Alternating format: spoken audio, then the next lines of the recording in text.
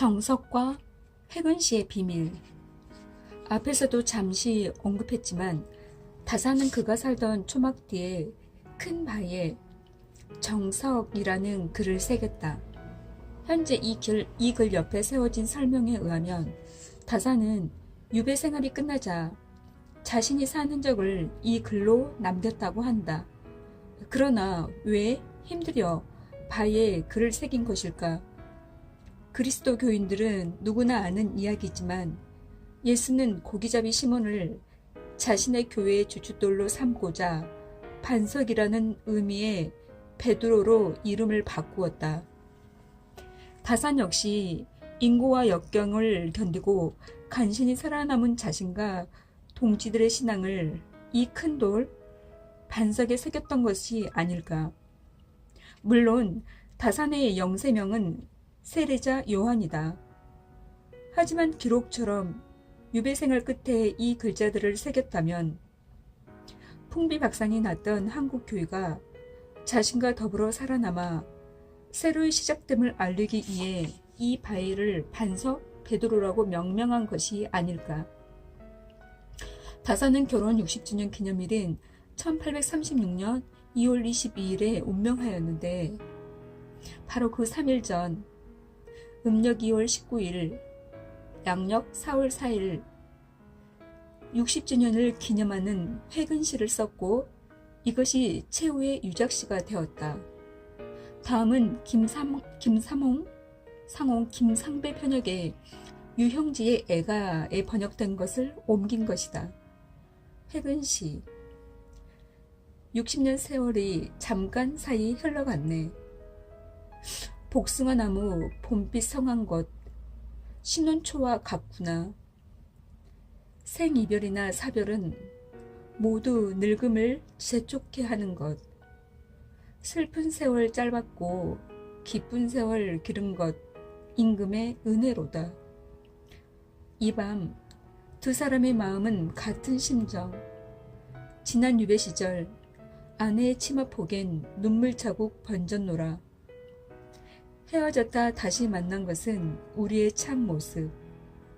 바가지 두 쪽이나 자손에게 남겨줌세. 이 시의 넷째 줄. 척은 단이요 화는 장이었으니 감주은이라의 글자 주는 누구를 의미하는 것일까? 김상홍은 다산학 연구에서도 감주은을 임금의 은혜에 감사하는 것으로 해석하여 다산이 끝까지 충직한 신하였음을 알 수 있다고 한다. 그러나 다산을 아꼈고 다산이 사랑했던 정조는 이미 36년 전에 돌아가셨으며 바로 정조의 죽음으로 말미암아 다산 일가의 몰락이 시작되었다고 해도 과언이 아니다. 자신의 유배가 풀리도록 해준 순조 임금도 이미 돌아가신 후다. 그리고 그의 해배는 순조의 아낌으로 그렇게 된 것은 아니다. 실제로 이 땅의 백성으로 임금의 은혜에 감사하다는 말을 흔히 썼다. 하더라도 결혼 60주년 그리고 한평생을 되돌아보는 시에서 갑자기 임금을 떠올릴 필요가 있었을까? 게다가 조선의 학자들은 주군을 표현할 때 미인이라는 표현을 즐겨 사용하였다. 송광정철이 그 대표적인 사람이다. 그는 삼위인곡, 송미인곡 등의 가사작품을 남겼다. 다산이 만약 돌아간 임금이나 당시의 임금을 생각했다면 좀 더 시적인 표현을 쓰지 않았을까? 감주은, 즉 주님의 은혜에 감사한다는 표현은 그리스도 교인에게는 아주 흔한 것이 아닌가. 감주은을 주의 은혜를 느낀다고 번역하더라도 주를 임금이라고 해석해야 할 필연성은 생기지 않는다. 평생에 걸쳐 자신의 깊은 내면 세계를 감추어왔지만 이제 삶을 마감하는 자리에서 더 이상 그러지 못하고 튀어나온 것이 바로 이 천주에 대한 감사의 말이었던 것은 아닐까. 우리는 아직 다산의 사고의 깊은 내면에 무엇을 간직하고 살았으며 무엇의 기준에서 사상을 펼쳤는지 정확히 모른다.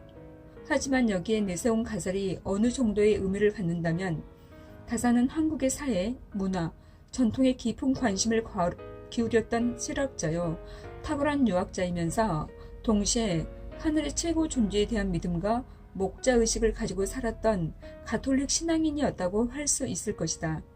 이런 입장에서 다산의 연구소와 저술들에 접근한다면 지금까지 논의되지 않은 부분도 새롭게 조명할 수 있을 것이다.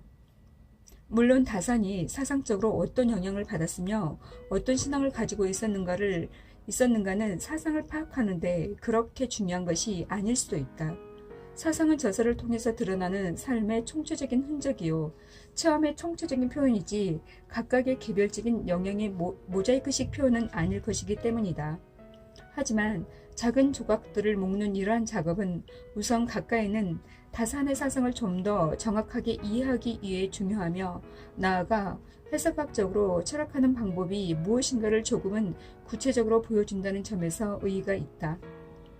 여기서 논의된 바는 일반적으로 사람들이 생각하는 그런 의미의 철학적 탐구는 아니다. 존재나 실존, 초월과 선언 등의 형이상학적 논의와는 거리가 멀기 때문이다. 어떤 의미에서는 생애를 연구하는 역사적 관심에 더 가깝다. 하지만 구체 철학은 추상적인 언어나 이론에만 매달리지 않는 것이다. 구체적으로 드러난 사실에서 그 의미를 추구함으로써 삶과 이 세계와 그 세계의 배후에 있는 초월자로 접근해 가려는 방식인 것이다. 그러므로 이 논의는 해석학적인 방법을 통하여 한 사람의 삶과 체험이 사상 속에 어떻게 이해되고 표현되었는가를 찾아가는 한 예가 될 수 있을 것이다.